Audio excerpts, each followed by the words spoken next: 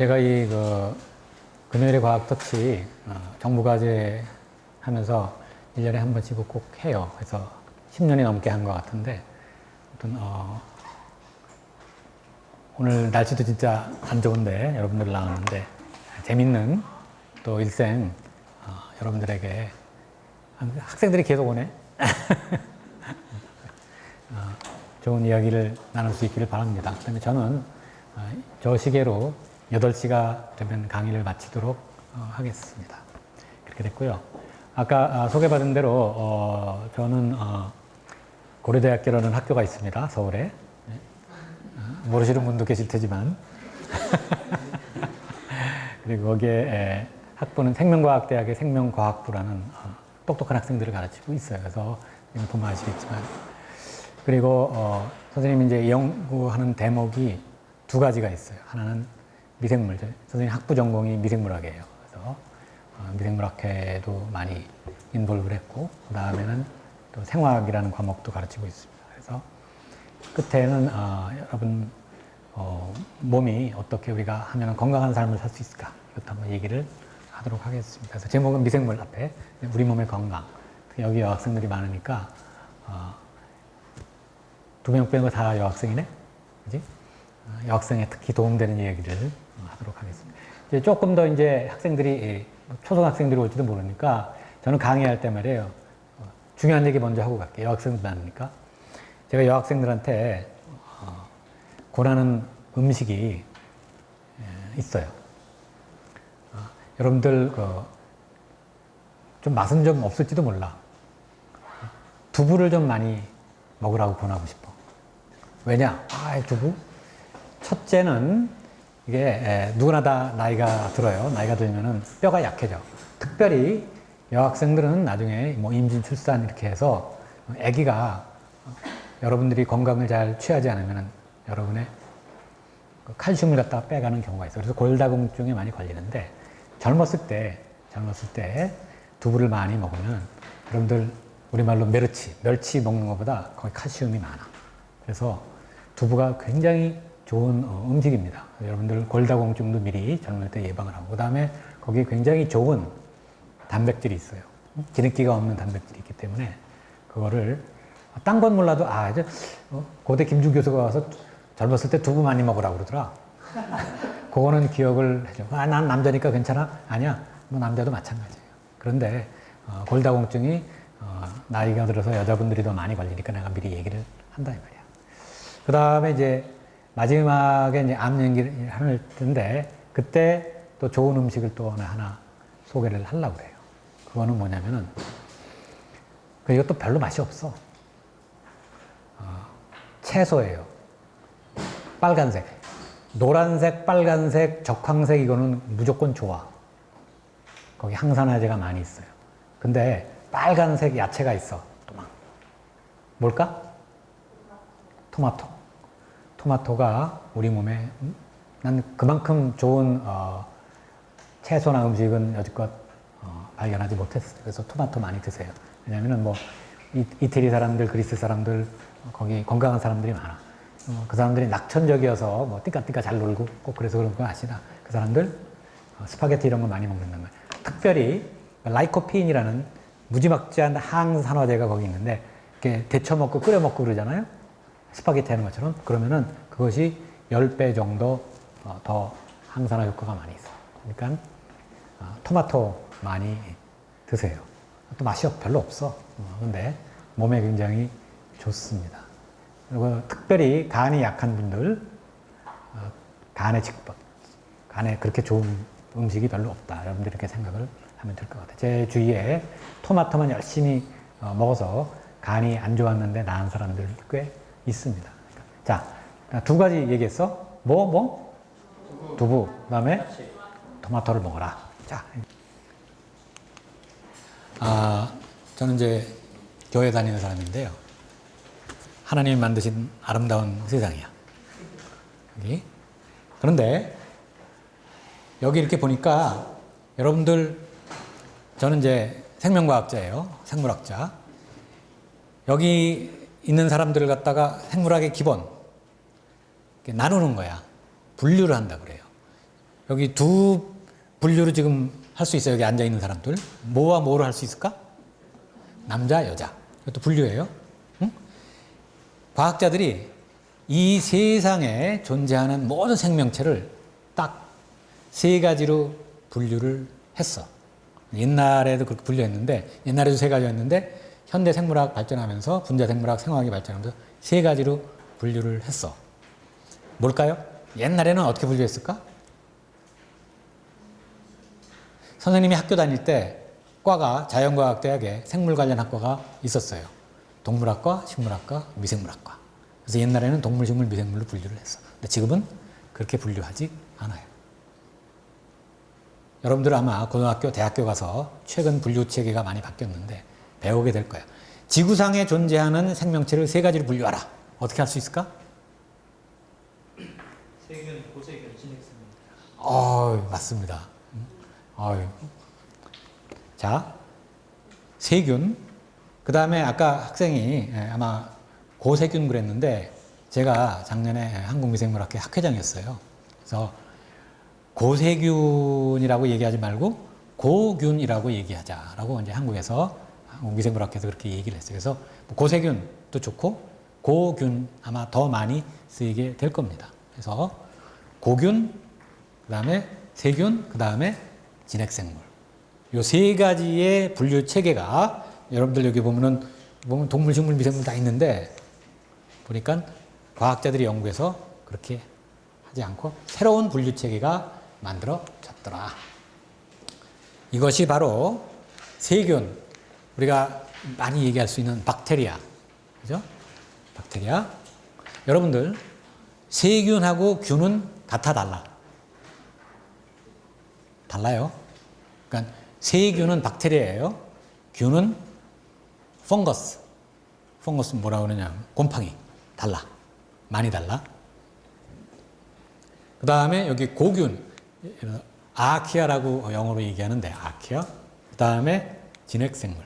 크게는 이렇게 나눠서 진핵생물. 그러니까 진짜 진정한 핵이 있는 생물을 우리는 진핵생물이라고 얘기했고, 그 다음에 여기는 핵이 잘 안 보여.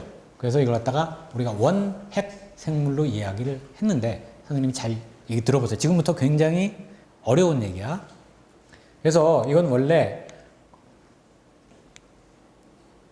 세균은 핵에 원래 진핵생물의 핵에는 뭐가 있죠? 유전물질, DNA라든가 이런 물질이 있어요. 그런데 얘도 DNA가 다 있어. 근데 얘는 핵막이 따로 없어. 그래서 우리가 원핵생물이라고 얘기했어요. 그런데 고균 아니면 고세균은 과학자들이 먼 옛날에 만약에 원시 지구가 뭐 있었다 할 때에는 아마 미생물에서 또 고동생물로 진화됐거나 발달되었을 것이다 했는데 사람들이 이 고균이 어디서 발견이 되는지 여러분들 굉장히 척박한 환경에서 발견이 되는 세균 비슷한 박테리아 같이 생겼는데 모양은 비슷하게 생겼는데 사는 데가 굉장히 특이해. 자, 고균이 어디에서 사는지 혹시 아는 사람? 예? 아주 척박한 환경에 살아요. 해저뿐만 아니라 해저의 해구에 굉장히 뜨거운 한 100도 정도의 물이 나오는 데가 있어. 심해. 거기에 살아. 아니면은 선생님 이제 미국에서 10몇 년을 살았어요. 거기 가면 미국에 가면은 옐로우스톤이라고 있어. 옐로우스톤에 그 가이저라고 해서 뜨거운 막 그냥 그 천이 축축 나와. 거기도 100도 정도 돼. 부글부글 끓어. 거기에 미생물이 살더라 이 말이야. 그 다음에 또 어디? 무지무지하게 짠 물. 그러니까 바닷물 정도 짠 게 아니라 굉장히 짠 물. 그리고 여러분들 그 소밥통에는 굉장히 혐기 산소도 다 없고 그 다음에 거기에 뭐가 있냐면 메탄가스가 잔뜩 다 있어.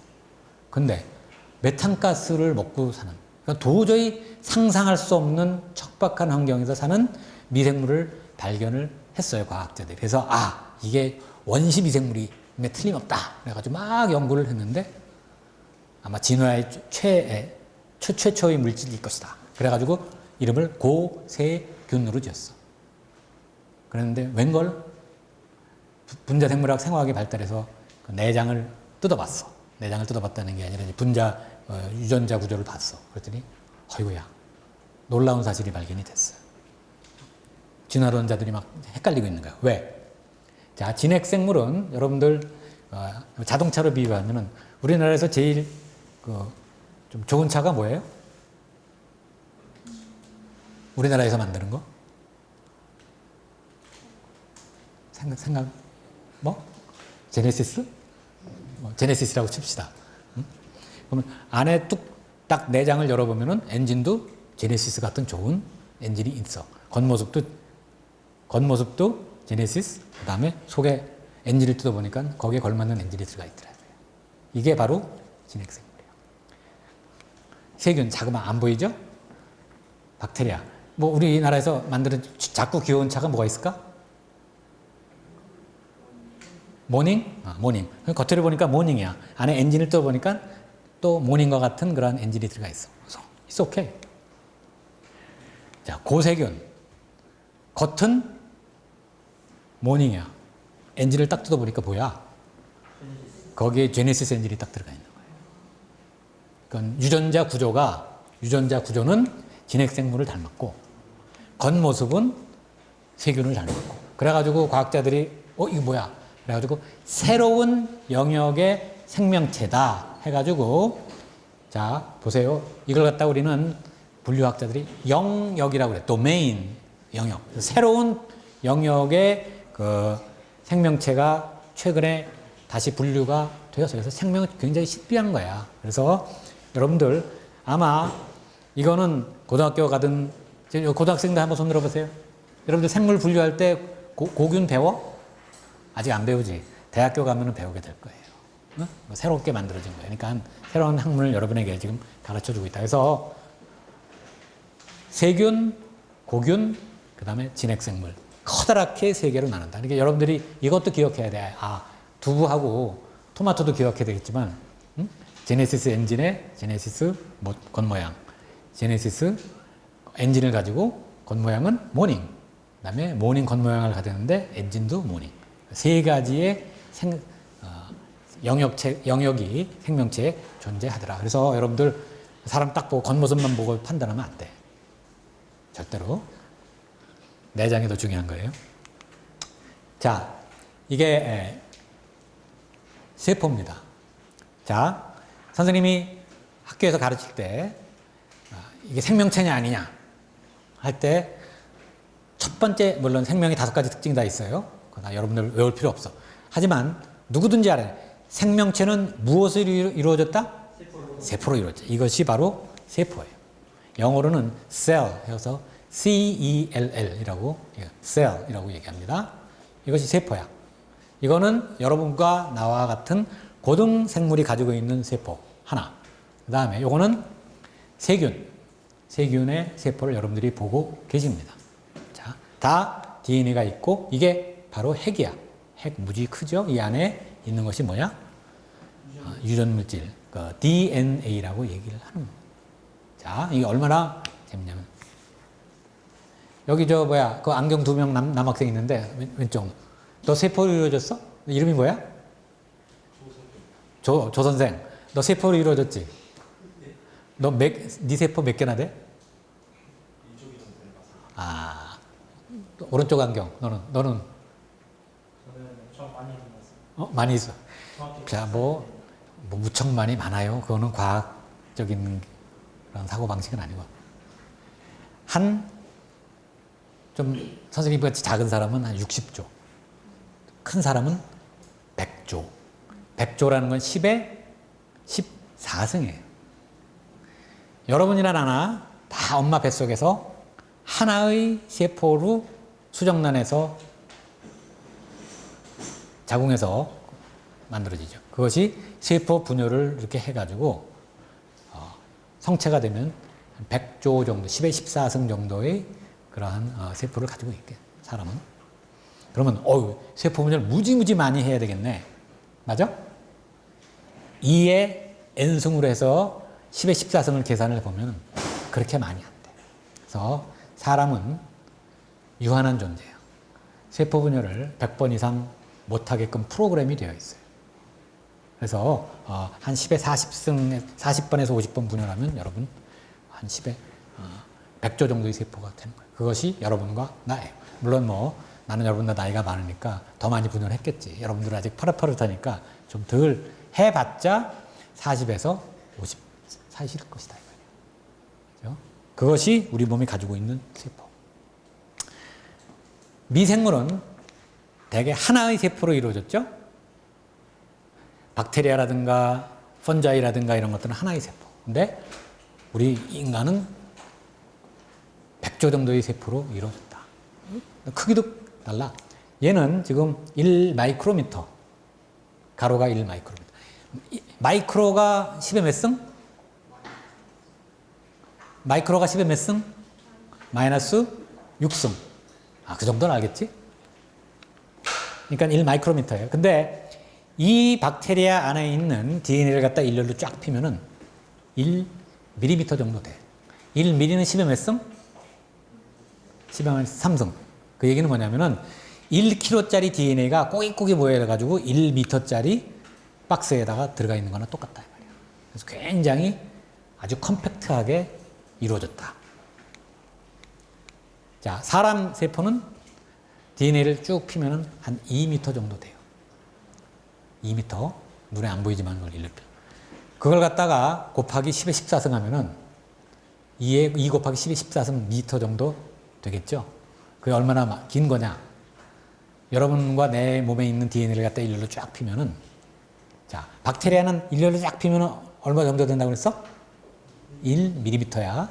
우리 몸에 있는 DNA를 쫙 피면은 2 곱하기 10의 14승 미터 정도 되죠. 그게 얼마나 기냐? 여기서 어디를 왔다 갔다 할 수 있을까? 태양과 지구를 수백 번 왔다 갔다 할 수 있는 양의 DNA가 여러분과 내 몸 안에 있다. 무지막지한 양의 DNA가 여러분과 내 몸속에 잘 있다 이 말이에요. 그것이 우리 몸의 세포의 신비예요. 그래서 나는 미생물보다 굉장히 고등한데 얼마나 고등하냐? 10의 한 17승 정도의 더 컴플렉시티를 가지고 있다 이렇게 생각하면 돼요. 무지하게 복잡한 거예요. 17배가 아니야. 10의 17승 정도의 차원이 다른 DNA를 갖다가 우리는 가지고 있다. 이건 이제 진도를 좀 빨리 나가도록 하겠습니다. 세균, 어차피 이렇게. 진핵생물은 다 아까 얘기한 것처럼 핵이 있는 거예요. 그 다음에 고균, 고세균. 그리고 아까 얘기한 것처럼 세균, 고세균 영역, 진핵생물 영역에 있는데 진핵생물 영역에서 여러분들이 아마 학교에서 배우고 있는 게 이제 진핵생물들이 여러 가지가 있는데 그 중에 원생생물이 있다. 이거는 아메바 같은 거, 그 다음에 식물 다 알죠? 광합성 하는 거. 그 다음에 균계라고 그래가지고 아까 선생님이 세균하고 균은 다르다 얘기했죠? 세균은 박테리아야. 균은 굉장히 고등한 거예요. 이거는 진핵생물이야. 핵이 있어. 곰팡이, 효모, 버섯 이런 것이 바로 여기에 속한다. 동물계 설명할 필요가 있나요?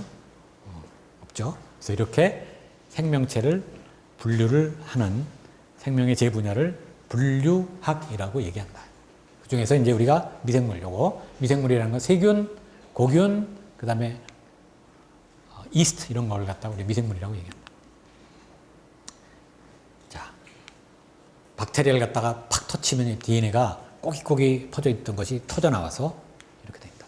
이것이 어떤 DNA에 왜 유전 정보를 가지고 있다면 DNA가 ACDT라는 4개의 염기가 돼 있잖아요. 이것이 정보가 우리 그 DNA 속에 들어가 있기 때문에 걔네들이 유전 정보를 가지고 있다 하는 거예요.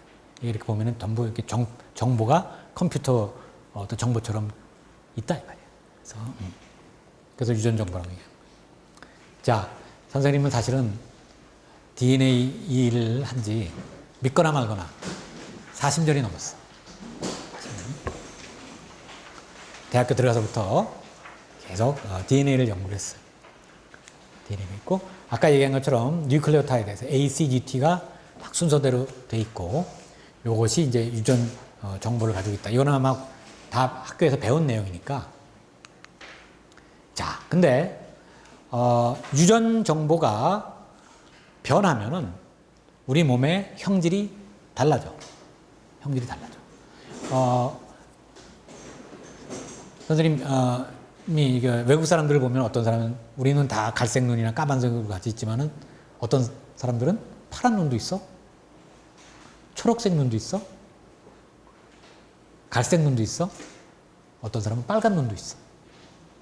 왜? 파리도 초파리입니다. 초파리는 원래 우리 집에서 있는 이런 그 이상한 지저분한 파리보다 굉장히 예뻐. 실험하기가 굉장히 좋은, 훨씬 더 작아요. 한 5분의 1 정도 작을 거야. 그것도 우리가 초파리라고 얘기하는데, 초파리는 어디서 살까? 영어로는 fruit fly라고 그래. 과수원에서 사는 파리, 초파리야. 여러분들 혹시 집에서 이제 포도 같은 거 있다가 보면은 파리들이, 조그만 예쁜 파리들이 날아다닐 거예요. 그걸 갖다가 우리는 초파리라고 얘기를 해요. 왜? 포도 같은데 알을 낳기 때문에 알이 깨서 파리들이 돼서 날래.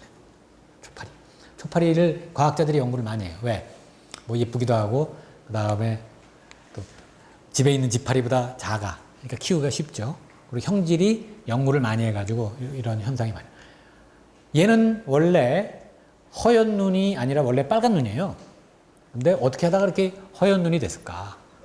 얘를 야생형, 얘를 뭐라 그럴까? 돌연변이라고 얘기하는 거예요. 돌연변이. 그래서 집에서 이제 가끔 부모님이 말 안 들으면 이거 어디서 나와서 어디서 돌연변이가 나왔을까 그렇게 얘기하잖아요. 근데 돌연변이는 그 쉽게 얘기할 게 아니에요. 돌연변이는 반드시 유전자가 변형이 된 개념이 있어야 돌연변이라고 얘기를 하는 거예요. 돌연변이 표현 있잖아. 자, 아까 그 DNA 길게 쭉 있죠? 거기에 어떤 자리가 있어. 자리에서 어떤 형질을 만들어내는 걸 갖다 우리가 유전자라고 얘기를 한단 말이에요. 유전자. 그래서 보니까 뭐 눈의 색깔을 나타내는 유전자가 여기 있어. 근데 원래 야생형에서는 눈이 빨간색인데 어떻게 거기에 뭐라 그러나 엑스레이를 쬐다든가 과학자들이 실험을 많이 했어요. 그래가지고 얘가 하얀 눈이 된 거. 아까 봤죠? 그건 어떻게 됐냐? 반드시 여기에 유전자 DNA에 염기 서열의 변화가 일어나는 거예요. 변화가 일어나서 얘는 원래 빨간색 단백질을 만들어내야 되는데 하얀 눈을 표현하는 그런 단백질을 만들어낼 때 우리는 비로소 돌연변이라고 얘기를 해요. 돌연변이는 반드시 그 DNA 염기 서열의 변화가 있어야 되는 거예요. 이해해? 오케이. 그래서 돌연변이가 이렇게. 돌연변이는 DNA의 그 영구적인 변화이기 때문에 부모가 돌연변이가 되면 자식도 그 유전자를 그대로 물려받는다. 이렇게 하시면 돼요. 그래가지고 이 유전자가 여러 가지가 있잖아요. 이것이 이제 DNA가 RNA를 만들고 RNA가 단백질을 만들어서 여러분들 이렇게 살 만져보면 이거 전부 뭐야? 단백질이에요. 단백질. 단백질을 만들려면 아미노산을 취해야 되는데 대개 이제 우리 육식 할 때고 단백질에 이제 아미노산이 많이 있어. 근데 아까 선생님이 얘기한 식물성 단백질, 기름기도 없는 좋은 단백질, 그거 뭐냐면은 그게 바로 두부다. 이겠죠. 두부는 콩으로 많이 만드는 거예요. 오케이? 그래서 두부 많이 먹으세요. 뭐 선생님 뭐 두부 공장하고 전혀 관계 없어. 자, 그렇게 해서 자 DNA가 이제 RNA로 만들어지고 RNA에서 이거 3개씩 하나 짝을 지어서 아미노산을 우리가 유전 정보를 준다 이 말이야. 그래서 이거 어려운 말로 우리가 번역이라고 얘기하는데 transcription, translation. 그래서 단백질이 만들어지는 거예요. 따라서 여기에 변형이 생기면은 다른 아미노산으로 치환이 될 것이다. 그걸 갖다 우리는 돌연변이, 영어로는 mutation이라고 얘기를 한다. 그래서 여기에 변화가 있어야 여기에 변화가 있는 것이다. 그런데 선생님이 굉장히 어려운 얘기 하나 할게요. 최근에는 이런 변화가 아니라 큰 산을 탔어요. DNA 염기 서열의 변화가 없이 어떠한 형질이 몇 대까지 유전이 된다는 사실을 알아냈어요. 그걸 갖다가 후성 유전학이라고 얘기를 하는데, 이거는 뭐냐면은 여기에다가 우리가 분필로 뭐 칠하듯이 이렇게 칠해. 나중에 지울 수도 있어. 선생님 어려운 얘기 할 거예요. 할머니가 손자한테 신경질 내면은 그 신경질 내는 형질들이 그 자손한테 유전이 돼. 다시 얘기할게. 쌍둥이는 신경질 내고 이제 말고 착하게 살란 얘기야. 쌍둥이가 있어요. 일란성 쌍둥이. 다른 환경에서 자라나. 처음에는 DNA 염기 서열은 변하지 않고 여기에 뭐가 이렇게 메틸기가 들어왔다 나갔다 하면서 백묵으로 칠하듯이 한단 말이야. 나중에 그걸 갖다 우리가 지우개로 지울 수가 있어요. 그러니까 쉽게 말해서 사람은 교육이라든가 환경이라든가 종교라든가 철학에 의해서 성품이 변할 수 있다는 거예요. 그것이 3, 4대까지 유전이 된다는 그러한 사실이 최근에 과학자들이 연구를 해서 밝혀졌어요. 그걸 갖다 우리는 후성 유전학, 성품도 유전이 될 수가 있다. 그 다음에 교육이나 뭐에 의해서 그것이 다시 되돌릴 수도 있다. DNA의 염기 서열의 변화가 없이 백묵으로 썼다가 지웠다가 하는 것처럼. 그래서 사람은 달라. 교육이 중요하고 그다음에 환경이 중요하다. 환경의 영향을 굉장히 많이 받는다. 어느 정도 일란성 쌍둥이가 나중에 몇십 년을 다른 환경에서 자라면은 달라지느냐? 그 후성 유전학 패턴이 한 40-50% 영향을 받는다. 그런 과학적인 데이터가 있어요. 그러니까 뭐냐면은 어렸을 때부터 좋은 환경에서 좋은 교육을 받고 좋은 생각을 많이 하고 신경질 좀 덜 내면은 자식들까지 영향을 다 미친다라는 것이 어떤 뭐 종교적인 얘기가 아니라 과학적인 이야기다. 여러분들이 그렇게 알았으면 좋겠다 이 말이에요. 그래서 선생님이 꼭 염기 서열의 변화가 유전되는 것, 그거는 돌연변이라고 얘기를 하고, 염기 서열의 변화 없이 여기 무슨 덧칠을 했다가 나중에 또 지워질 수도 있다는 거예요. 그래서 우리 교과서에 많이 배운 바하가게에는 이렇게 훌륭한 사람들이 많이 남고, 어떤 뭐 살인자, 깜빵에 많이 가는 가게에는 무수히 많이 그런 자손들이 나왔다. 왜 그럴까? 그것이 후성 유전학의 결과이다. 여러분들이 그런 생각을 가지고 있어요. 그래서 굉장히 환경의 지배를 많이 받는 것이 사람이다. 여러분들 이렇게 이해하면 될 것 같아요. 이거 미생물 얘기 좀 하려고 그래.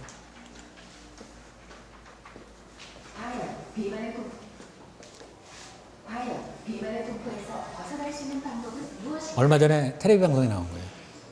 최근 마이크로 바이오의 중요성이 부각되면서 비만의 원인을 장내 미생물에서 찾는 새로운 시각이 화제를 모으고 있다. Found that if the mice ate the breast milk bacteria, or if they ate a product that had the breast milk bacteria, like a yogurt, if they ate those things, that they were more slender as a result of eating them. 비만의 상식을 뒤집는 우리 몸속 장내 미생물의 역할. 과연 우리는 무엇을 바꾸어야 건강한 삶을 지킬 수 있을까? 우리 몸엔 체중의 1에서 3%를 차지하는 미생물이 서식한다. 특히 장내 미생물은 인체의 세포수보다 10배 이상 많은 무려 100조 배 이상. 이러한 장내 미생물은 크게 세 종류로 나뉘는데 유익균, 유해균, 그리고 이도저도 아닌 중간균이 있다.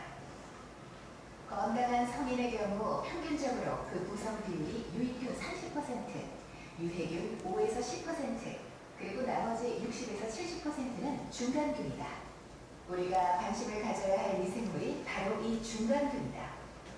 이들은 유익균이 우세한 환경에서는 유익균에, 유해균이 우세한 환경에서는 유해균에 힘을 보탠다. 2013년 또 다른 논문이 발표됐다. 비만을 일으키는 장내 세균을 발견했다는 것. 유해균의 일종인 엔테로박터균의 독소가 인간의 신진대사를 방해한다는 연구 결과다. 비만은 혈압의 병에서 노출하는 균이 나중에 우리 한 150kg 정도 되는 걸로 기억하는데 그분이 한 50kg 정도까지 살을 뺐을 때 그 엔테로박테리균이 줄어들었다라는 그런 사실을 알아낸 거예요. 다른 그 조건들은 다 똑같습니다. 운동을 시킨 것도 아니고 다시 단지 그 균이 있건 없건 그 차이이기 때문에 그 균이 그 비만에 굉장히 결정적인 역할을 했다는 직접적인 변화가 있습니다.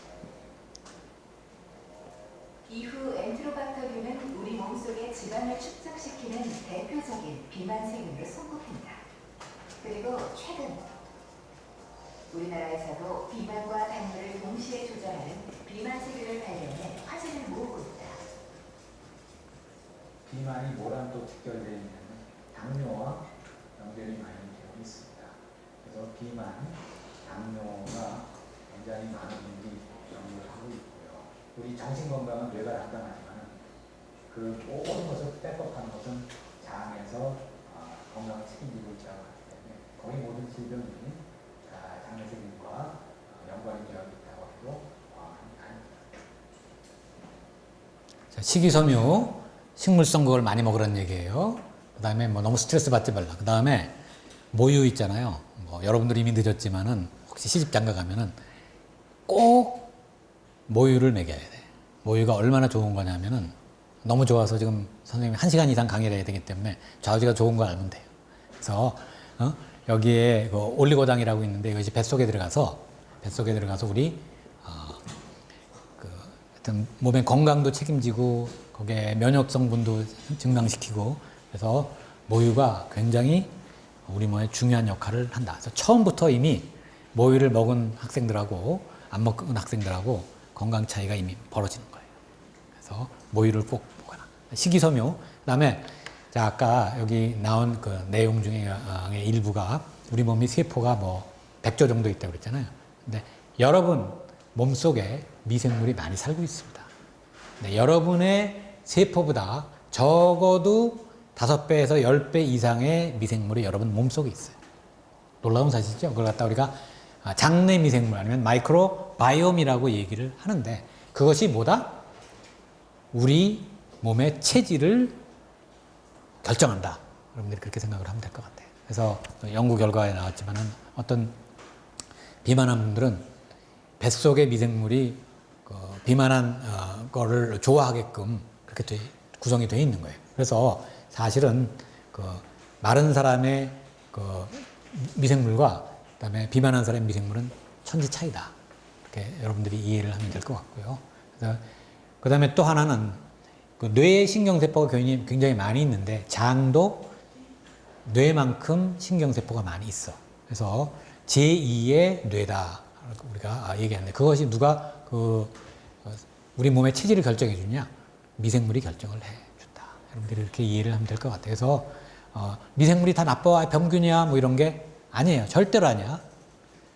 100조 이상의 미생물들이 100조에서 얼마나 많은지 몰라. 1000조. 다 셀 수가 없잖아.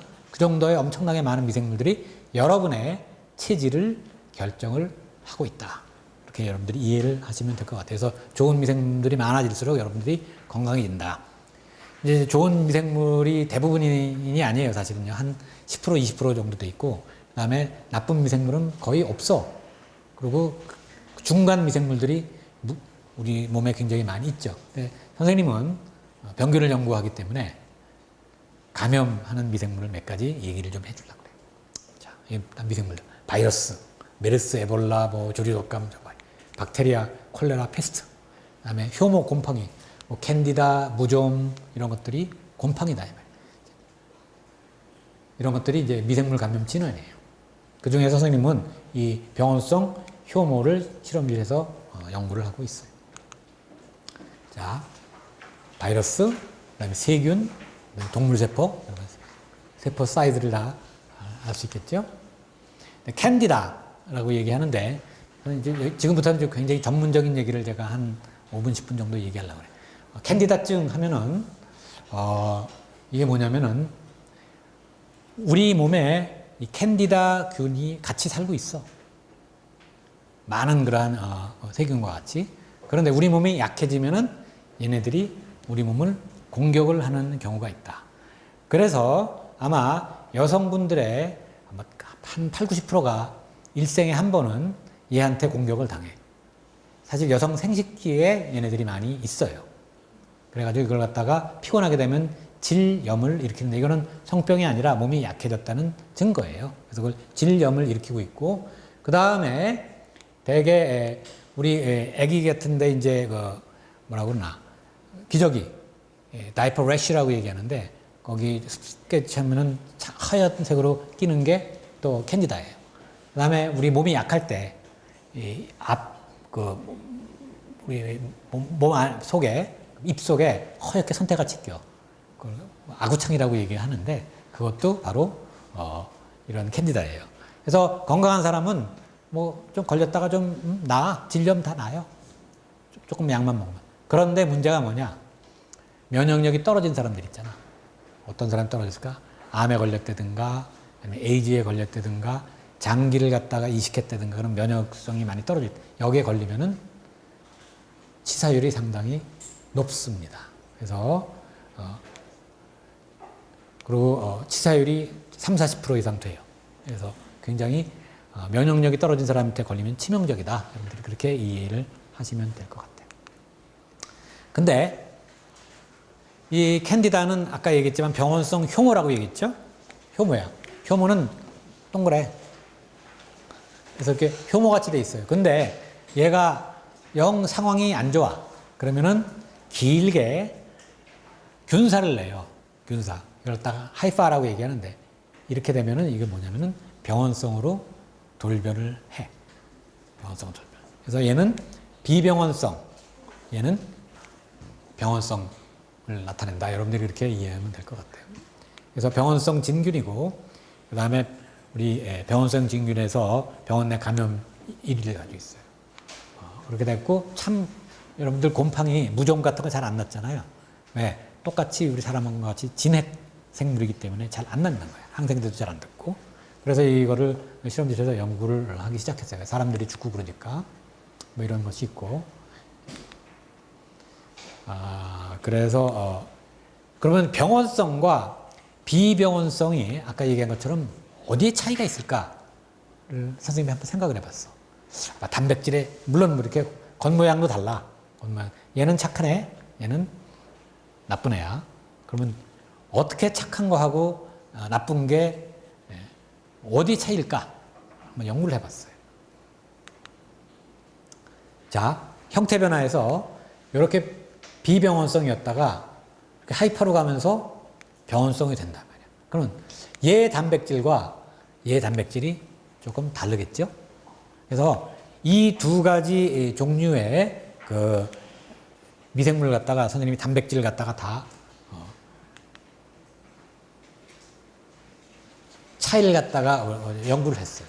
그래서 자 30도에서 얘는 효모로 이렇게 돼 있죠. 그런데 온도를 좀 올려. 우리 사람 몸이 37도 아니에요? 온도를 좀 올려. 그렇게 되고 그다음에 요거는 이제 사람 몸에는 우리 그 혈청이 있잖아요. 혈청하고 닿게 되면은 이렇게 균사처럼 나온다는 사실을 알아냈어. 그래가지고 이 비병원성에서 병원성의 모든 단백질들을 갖다가 다 분리를 해가지고 그 다음에 좀 어려운 전문 용어가 되겠는데 그래가지고 2차원 전기 영동 듀얼 일렉트로포레시스라고 그래가지고 단백질을 분리하는 방법이에요. 분리를 해보니까 이거는 병원성 단백질을 분리한 거고 비병원성 단백질을 거꾸로 비병원성 단백질을 이렇게 2차원 전기 영동을 했고 병원성 단백질을 전기행했어. 그러면은 여기에 선생님 학생들이 고생을 많이 했어요. 하나씩 단백질을 갖다가 이제 비교를 해볼 거 아니야. 그랬더니 차이점이 나는 단백질들을 발견을 했다. 어떻게? 총 한 150개 정도의 단백질이 병원성, 비병원성에 차이가 있더라. 그 중에 이제 선생님은 그 데이터를 가져오면 찍어줘야죠. 야, 이거 우리 연구하자.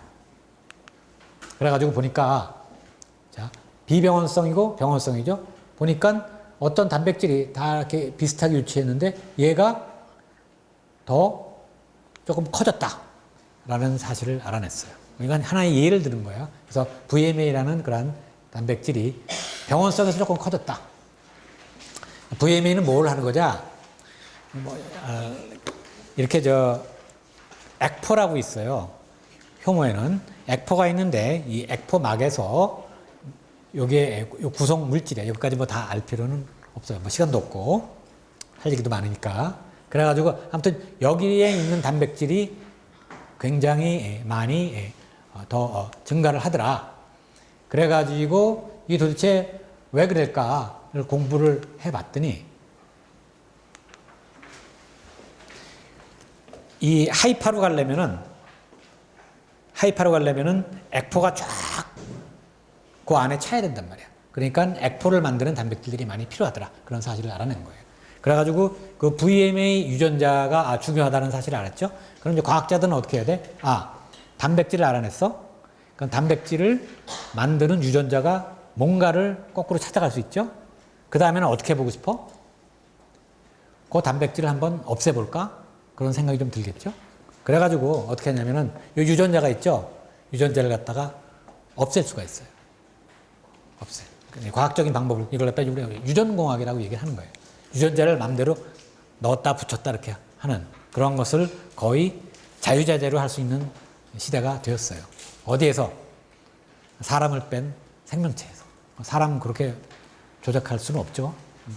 그래서 미생물은 더 쉽기 때문에 이렇게 해가지고 얘가 염색체가 2개가 있기 때문에 하나를 딴 걸로 만들고 또 딴 걸 만들어서 2가지를 다 그 염색체를 없앴어. 없애가지고 이제 실험을 해본 거예요.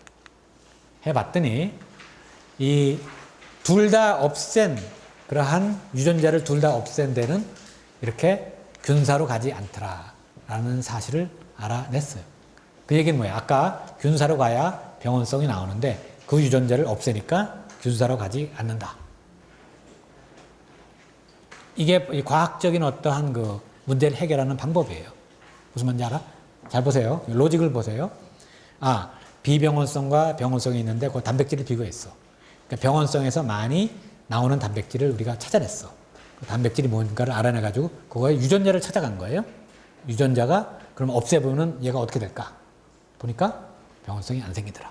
그러면 이제 로직이 다 맞는 거죠. 어려운 과학 얘기인데 그렇게 생각해보면 그렇게 어렵지 않아. 응? 그렇게 해서 이게 대문자로 된 거는 둘 다 야생형이라는 얘기야. 그 다음에 소문자로 된 거는 둘 다 없앴다는 얘기예요. 보니까 얘는 균사를 만드는데 얘는 못 만든다. 그런 걸 갖다 우리가 볼 수가 있잖아요. 그 다음에 마지막 실험을 어디서 해야겠어? 사람에서는 할 수 없고 쥐에다가 얘를 갖다가 인펙션 시켜버리는 거죠. 그래서 이렇게 야생형을 쥐에다가 찌르면은 돌아가시겠지? 근데 우리가 그 뮤테이션을 시킨 거를 아까 뮤테이션이 뭐냐면 유전자에 변형을 준 거라 그랬어요. 유전자를 다 없애버렸단 말이야. 그랬더니 살더라. 그렇게 해서 실험을 해가지고 이런 실험을 성공해서 이제 논문도 내고 또 연구비도 따고 그런 과학자들이 이런 일을 많이 했다 이 말이에요.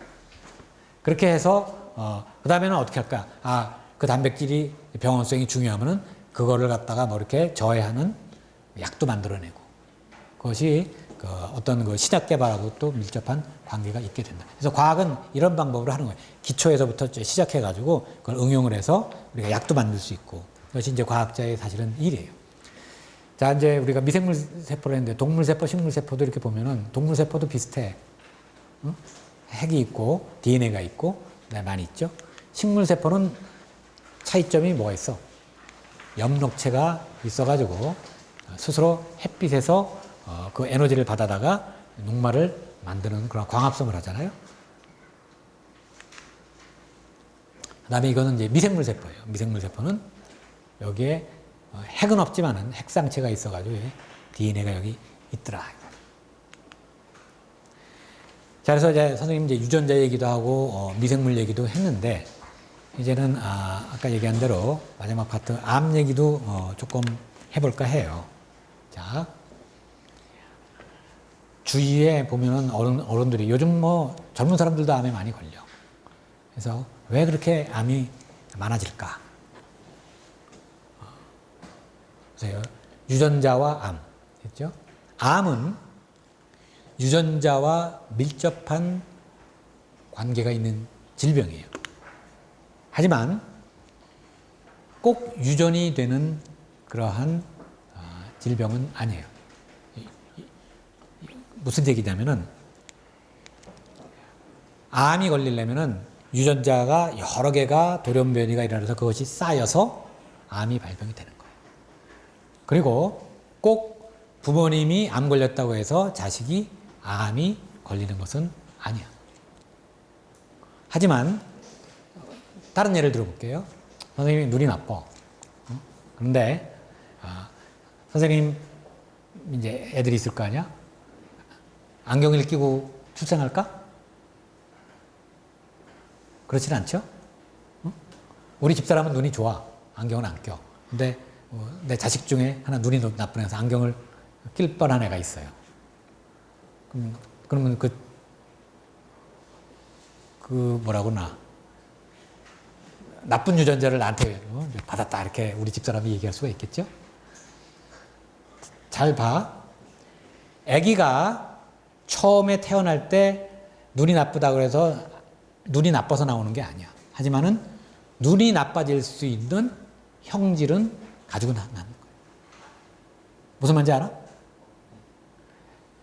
그러니까 그런 형질이 그러니까 쉽게 말해서 암은 부모님이 암이어 그래서 자녀가 암을 가지고 태어나는 거 아니에요.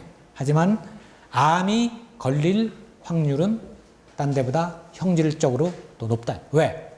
유전자를 다 받고 태어나기 때문에 그렇다.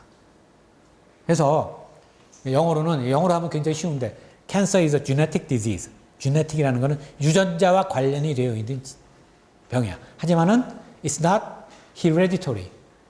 유전이 되는 것은 아니고 유전이 될 수 있는 형질을 우리가 몸에 가지고 있다.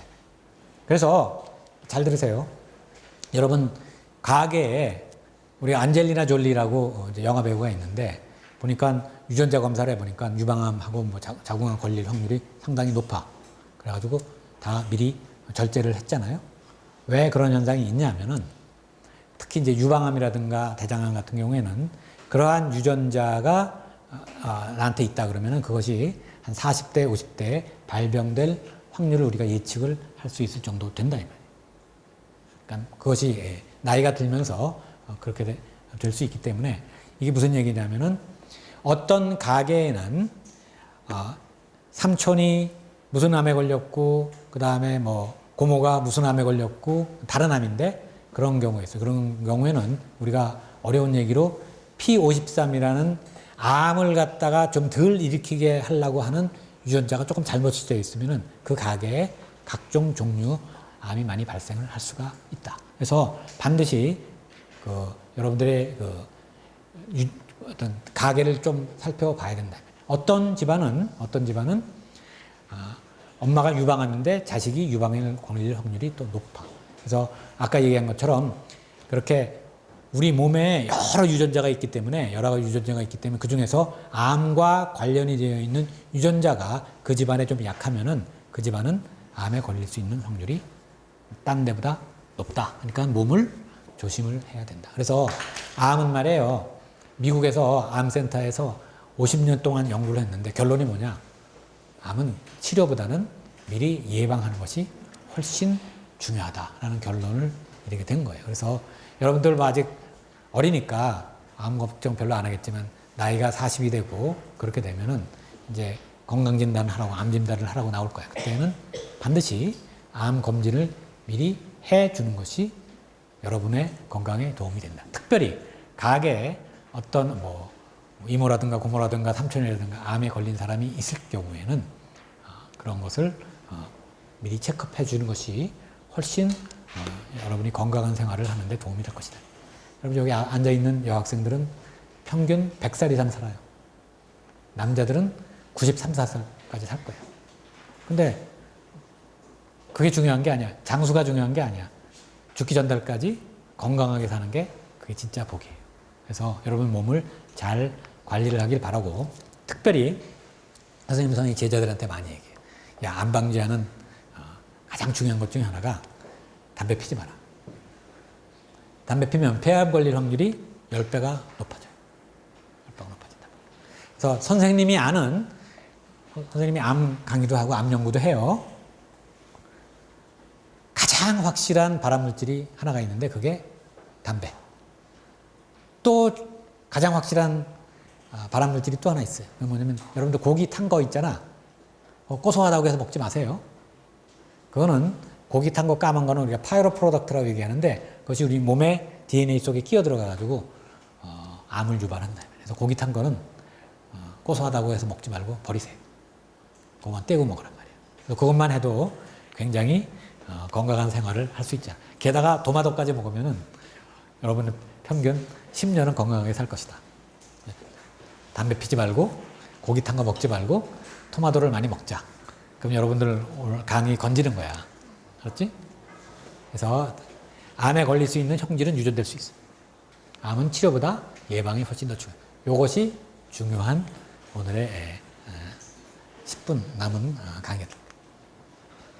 DNA가 이렇게 있는데 이제 복제를 하잖아. 다 얘기한 거예요. 그래서 이게 단백질이 잘못 만들어지는데 어디서 그 DNA가 잘못 뮤테이션이 일어나면은 이렇게 암이 걸린다. 그래서 우리가 어떤 거는 이제 바이러스가 들어와서 우리 몸에 그 유전자를 변형시킨단 말이에요. 모든 바이러스가 그런 거 아니에요. 그렇게 되면은 또 암에 걸릴 수도 있다. 자, 그래서 선생님이 암에 걸리는 여러 가지 요인을 했는데 화학물질, 아까 고기 탄 거 같은 거, 그 다음에 담배 타르 같은 거, 이거 화학물질이죠. 바이러스 같은 게 들어와가지고 에이즈 바이러스가 몸에 들어와서 에이즈 물론 면역 성분도 파괴하지만은 우리 몸에 그 카포시사코마 이렇게 암도 일으킨단 말이야. 그런 식으로 해서 바이러스가 들어와서 우리 몸의 유전자를 변형시키려는 경우도 있다. 그래서 이제 그걸 갖다 이제 뮤테이션을 일으켜가지고 이렇게 된 거예요. 그래서 우리 DNA가 있는 DNA가 망가지잖아요. 어떻게 망가지냐? 화학물질에 의해서. 그 다음에 그 어떤 환경물질에 의해서. 그리고 피할 수 없는 것이 있어. 피할 수 있는. 우리 몸에 산소를 들이키잖아요. 산소를 하면은 우리 몸에 그 에너지를 만들기 위해서 반드시 산소가 필요해. 근데 여러분들과 아마 그 학교에서 실험했을 거야. 이 불이 타는데 거기다가 산소를 탁 집어넣으면 확 타잖아. 그걸 갖다 산화 반응이라고 얘기하죠. 그래서 우리 몸에 산소가 들어오는 이유는 우리 에너지를 땔감을 떼기 위해서예요. 그런데 우리 몸이 워낙 잘 만들어져 가지고 산소가 들어와서 그걸 차곡차곡 산화시켜. 그런데 그 산화가 산소를 마시는 순간 선생님 같은 경우에 DNA 데미지를 연구하기 때문에 산소를 마시면은 무슨 소리가 들리냐면 DNA가 깨지는 소리가 들려. 여러분들은 안 들리지? 선생님 들려. 이건 무슨 얘기냐면은 우리가 살아가면서 DNA가 손상되는 것을 산화적 손상이라고 하는데 그것을 막을 수 있는 방법은 없다는 거예요. 줄일 수 있는 방법은 있죠. 줄일 수 있는 방법. 그래서 줄일 수 있는 방법이 뭐냐면은 산화적 손상을 방지하는 그러한 음식물들이 많이 있어요. 그걸 갖다가 항산화 물질이라고 얘기를 하는데 아까 선생님이 얘기한 토마토에 또 녹황색 채소에 그런 항산화 물질들이 많이 있어서 우리 몸에 조금 덜 손상을 준다. 그 다음에 우리 몸이 늙어가는 것도 마찬가지예요. 숨쉬고 그러면 DNA가 여러분들 같은 젊은 DNA는 아주 깨끗하단 말이에요. 근데 선생님 같이 나이 많이 들었으면 DNA가 이미 많이 손상이 되어 있다. 그래서 그걸 갖다 우리가 늙어간다라고 얘기를 하는 거예요. 왜? DNA가 많이 망가지면은 단백질도 많이 망가지고 노쇠하고 그것이 어떤 자연의 법칙이에요. 근데 그것을 여러분들이 슬로우 다운 시켜가지고 건강한 생활을 하는 그러한 걸 설명을 하고 있다. 이 바이올로지컬 메타볼리즘 우리가 피할 수가 없어. 피할 수가 없다. 하지만 이거는 여러분들이 피할 수가 있죠. 그래서 이제 암이 이렇게 생기는 거고요. 아까 마지막 연구를 하면은 선생님이 이제 암 연구를 이렇게 하는데 정상에서는 어떤 단백질들이 잘 안 나오고 그다음에 암 환자에서는 많이 나오는 것을 발견을 했어요. 그래서 그러면 이게 또 무슨 단백질일까? 또 연구를 하고 싶잖아? 그래서 이렇게 보니까 이게 어떤 암 세포가 조금 더 그 뭐라 그러나 암화될수록 이 단백질이 많이 분비가 된다는 사실을 최근에 발견을 했어. 그래서 아, 이거 암하고 좀 관련이 좀 있겠네. 그럼 또 막 연구를 계속 하고 싶잖아요, 과학자니까. 그래서 이렇게 해보니까 이거는 선생님 시 네피아 암 환자들에서는 이게 많이 나와. 그래서 아, 이게 무슨 암과 관련이 있구나. 그럼 이걸 갖다가 우리가 암 마커로 발견할 수 있지 않을까. 그래서 어려운 그 항체를 이용을 해가지고 샌드위치 일라이다라고 하는데, 그래서 암 진단을 할 수 있는 방법을 지금 개발하고 있다. 그래서 다른 항체를 이용해서 이것이 피 속에 이 항체가 많이 발견이 되면은 암하고 좀 관련이 있는 거고, 없으면은 뭐 건강한 거고. 이것도 어떤 하나의 그 암 연구를 하는 방법이 되겠다 이 말이에요. 그래서 피를 뽑아가지고 이제 여러분 피에 이 단백질이 많이 있는가 없는가를 검사를 해서 많이 있으면은 별로 안 좋은 거겠죠. 또 적게 있으면은 건강한 거겠지. 이런 걸로 해가지고 진단 키트를 또 개발하는 것도 선생님이 하는 일 중에 하나다.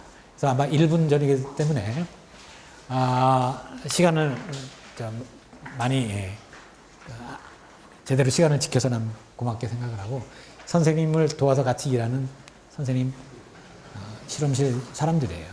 선생님은 학생들한테 얘기할 때 참 고맙게도 선생님 제자복이 많아. 똑똑한 학생들이 많이 왔는데 한마디만 우리 실험실의 어떤 그 덕목을 얘기하자면 훌륭한 과학자가 되라. 이게 선생님이 그렇게 가르치잖아. 덕을 쌓고 살아라. 그래서 선생님의 캐치프레이즈는 덕이에요. 아마 이것이 마지막 슬라이드가 될 것 같습니다. 혹시 뭐 질문 있어요?